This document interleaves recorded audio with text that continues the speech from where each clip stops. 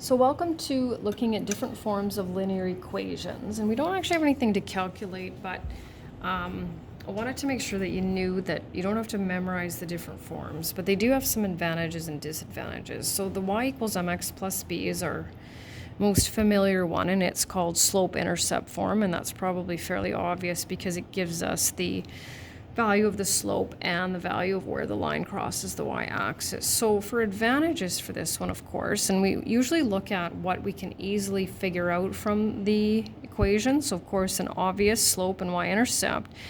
And you'll find out here very shortly, it is very, very easy to graph, and that's going to be our last method of graphing. Disadvantages.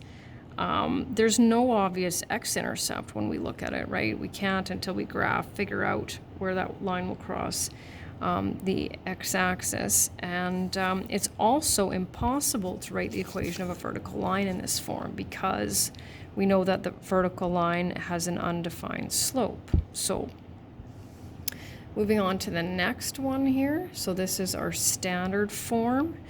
And so what's nice about this form, ax plus by equals c, is that it's fairly easy to calculate the intercepts, right? So we can just take a quick look at that line, know that it will cross the x-axis at 6. That's if we put the 0 in place of y, and cross the y-axis at -4.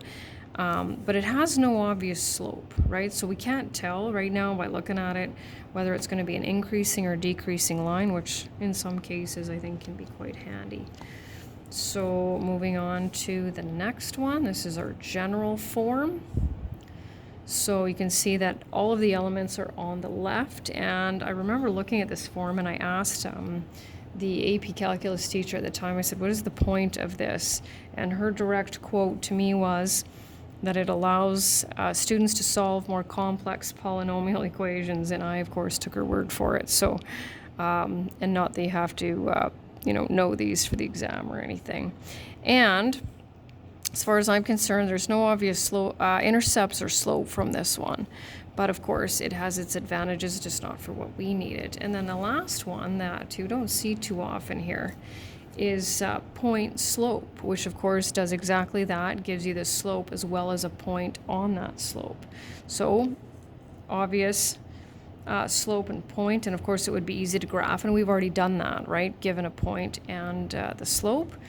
And I would say a disadvantage for this one would be that there are no obvious x and y intercepts. We would have to substitute 0 for x and y and calculate those.